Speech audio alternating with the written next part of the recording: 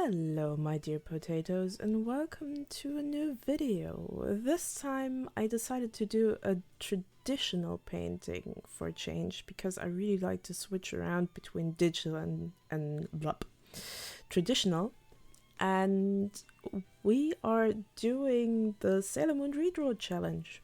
I have to admit I'm not that huge of a Sailor Moon fan because usually I'm not really that much into shoujo anime. Though I kind of wanted to take it myself after I've seen so many entries with so many twists and turns that I thought, yeah, I might want to do it. As a kid, I sort of liked watching Sailor Moon, but I wasn't doing that religiously like I did, for example, with the dinosaurs or all the Disney stuff or Pokemon. Yes, I was a huge Pokemon fan back then. I actually still am, but today I'm more of a Pokemon game fan. To be honest, the new Pokemon games, they really didn't make it for me, for the simple fact that they cut out quite a chunk, pretty much half of the Pokemon out of the Pokédex, and want me to buy DLCs to get them back in. Yeah, and that's a bit of a cash grab for me. I don't like that. Yeah. I tried to do this one with the Turner Acryla gouache because I was trying to do some layering on this one, though it didn't quite turn out the way I wanted it to. I actually wanted to have the shadows a bit more of a pinkish tone, and the whole thing in and of itself a bit more of a pastel-y tone, but then it got a bit muddy, and yeah, I still tried to get the grip of most of my traditional media. I actually go along pretty decently with watercolor, but gouache is still a medium that I'm trying to master for now. Well, we'll see where this is going, because I like the medium, I like its properties, but I don't quite know if the medium likes me yet. We will see. I will try to practice. The right word will probably fall into my lap soon, because I tend to grasp for words. So yeah, I'm really trying to get better with the whole gouache stick, and I'm also trying to get my coloring a bit better. What I tried to do here was to mute the blue a bit so those floor tiles aren't hitting in the face that badly. And I think I managed to do that by actually pulling up a color wheel, which is a godsend gift if you really want to mix colors. Color wheels are the best thing you can use. So I pulled up a color wheel on my screen, looked for the complementary colors so I can mix a bit more of a muted / grayish tone. And that pretty much made my floor tiles a bit more, not so punchy. Yeah, I think punchy is the right word for this. And then I went to the skin tone, and it felt like it turned out a bit too dark, so I was desperately trying to brighten it up, and then everything got muddy. Yeah, until I got frustrated. But I think I managed to actually fix the whole thing in the end by using my watercolor pencils.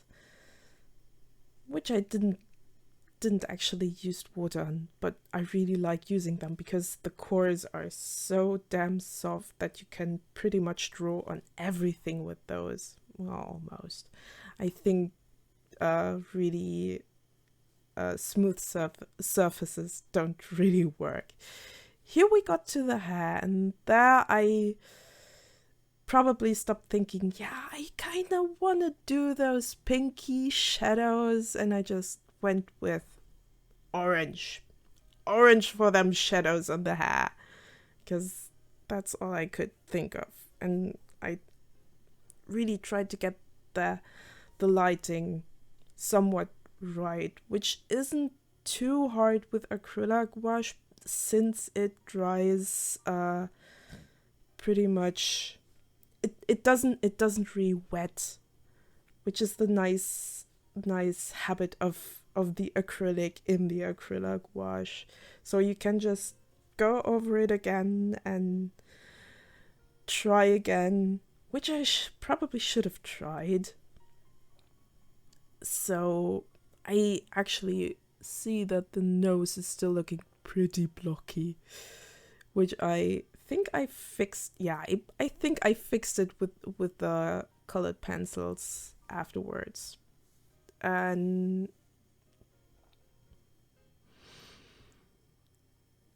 yeah, I think I need to think right now. Because I really do this on the fly. As I said in the last video, I've tried to do scripts for my videos and they just go wrong every time. I deepened the shadows with a bit of a brown mixture with the yellow so it doesn't look too flat. And later I'm going in with a bit of a beige? No, a light brown pencil it was. Yeah, definitely a light brown pencil. So it doesn't look too... There wasn't really much contrast there. So I really had to rework everything with the pencils. Well, not everything, but most of it. And maybe I should get back to Sailor Moon as a topic. Because I watched it a little bit as a child. Not as I said, not very religiously. Did I say it? Yeah, I think I said it. I sometimes forget what I actually said. And my favorite Sailor Scout. I should really talk a bit more slowly. My favorite Sailor Scout was Jupiter. Why Jupiter, you ask? Because she was probably the least over feminine Sailor Scout of them all. She was a bit of a badass, and well, okay, she's sporty, which I'm absolutely not. I'm not the type that is into sports and into fighting and stuff, but she's a bit more of a strong feminine character. Urgh. And I kind of like that. I always liked that, because that gave her also a bit of a more of a character. Even though Sailor Mars, I really forgot their names, to be honest. Though they also had different names in the German version. For example, for those in America, you probably know Sailor Moon's normal persona as Serena. We called her Bunny. And the Japanese, originally she was called Usagi, which also means bunny in Japanese, if I remember correctly.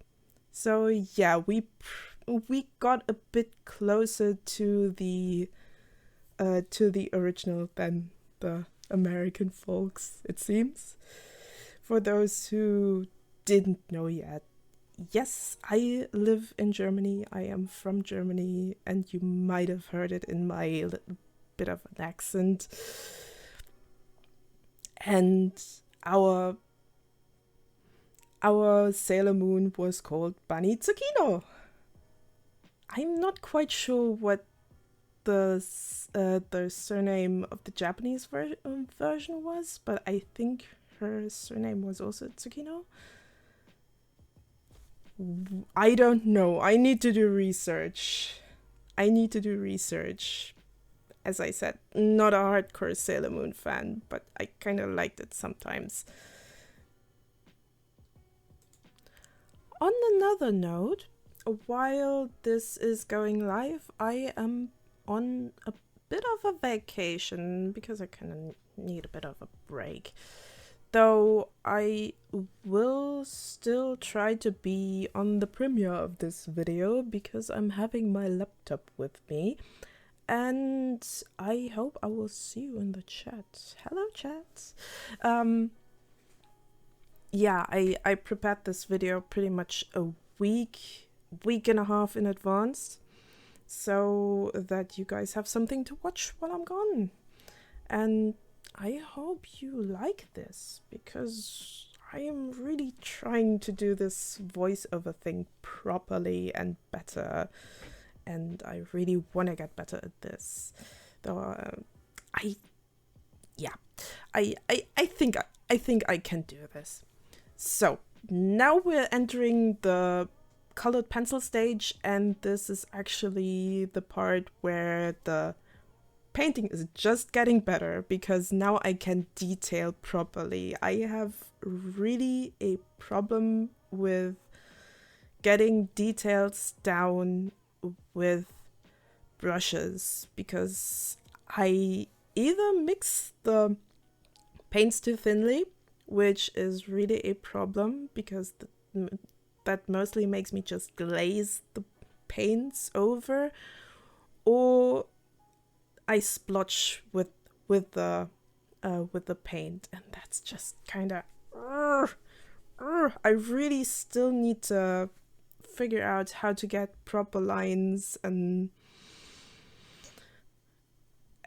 proper detail work with paintbrushes. Or maybe my brushes aren't right for what I'm doing. That could also be the problem, because I pretty cheaply bought some brushes when I was at my little vacation. Well, other vacation. Well, I hope you liked the video. I kind of like talking to you, and I will try to do this more. Like, subscribe, and do all the other stuff.